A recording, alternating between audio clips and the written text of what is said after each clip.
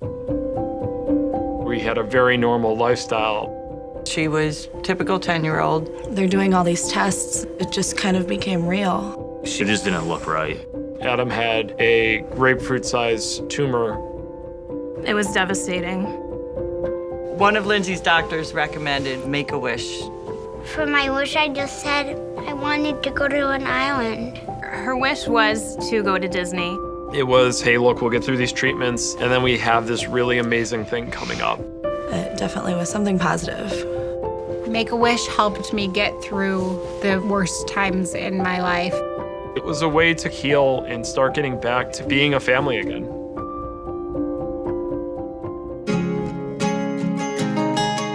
Life before diagnosis was crazy. We had Libby, and then 19 months later had a set of twins, Avon and Maddie. Avon had a distended abdomen. She had been throwing up, and we had been back and forth with the doctor, and they thought it was a lactose issue or a food allergy. She was eventually diagnosed with stage 3 intermediate risk neuroblastoma. Lindsay was very tired all the time. Her stomach bothered her a lot. She was very itchy. She just didn't have the energy that a normal 10-year-old does.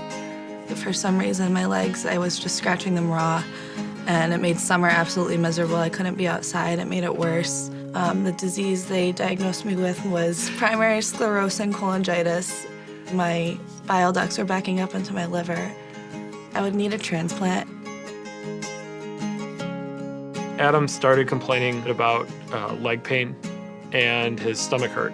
His legs hurt so much that I had to carry him everywhere we went. He stopped eating a lot. He stopped walking a lot. He woke up multiple times during the night just screaming and crying. This is not a virus. This is something more serious. They ordered the ultrasound and found a tumor on his adrenal gland. Adam was diagnosed with stage 4, high-risk, unfavorable neuroblastoma. There really are no words to explain what a childhood cancer diagnosis is like. I just remember thinking that it didn't really make sense to me as to why it was happening. It was completely devastating when we found out. It was so emotionally difficult to deal with. There are so many things going through your mind. What is treatment going to look like? How is she going to react to treatment? What are our other kids going to do while we're living in a hospital? And so we went from this point where we had a very normal lifestyle to now going through this journey of childhood cancer, which was extremely, extremely tough. One of Lindsay's doctors recommended Make-A-Wish. When my doctor told me about Make-A-Wish, it definitely gave us something else to think about. Psychologically, it was something that was extremely important to us. It was something that we were working toward. We feel like if we didn't have Make-A-Wish, getting through Avon's last few months of treatment would have been more difficult. And it was almost like a new chapter. It really was.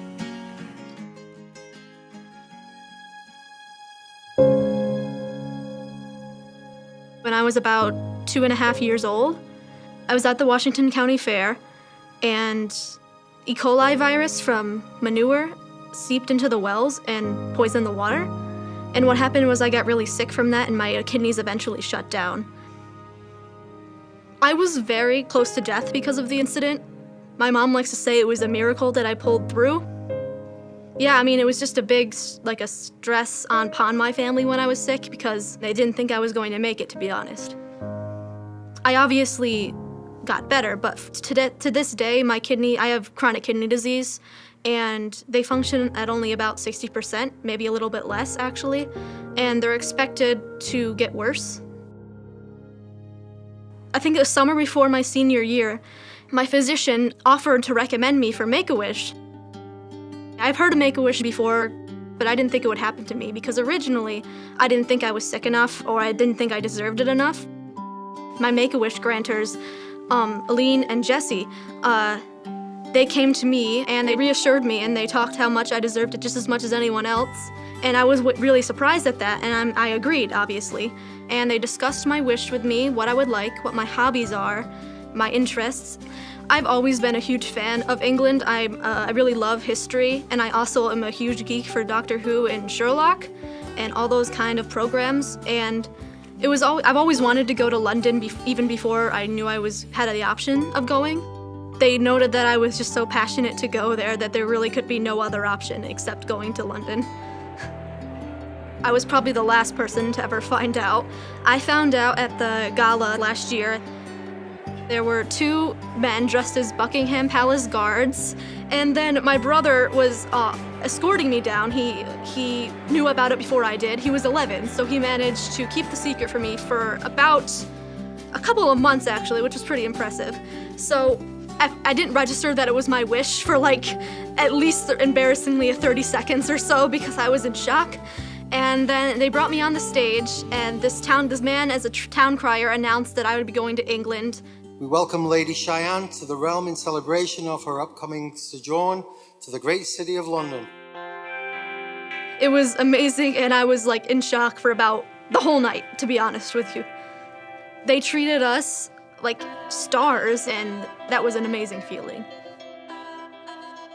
They took us from my house in a limo. That limo was really cool, so I was excited by that. That was I was just really excited from then on, yeah. They did an amazing job in getting such a giant city down to a trip, because London is just so huge and overwhelming and amazing. We went to the Sherlock Holmes Museum, the Madame Tussauds Wax Museum, the Tower of London. We rode on the London Eye.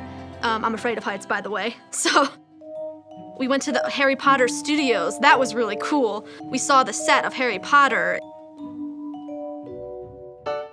Everybody loved the trip. Everybody loved the food. Everybody loved everything. I just think that the work that my wish granters did was absolutely amazing.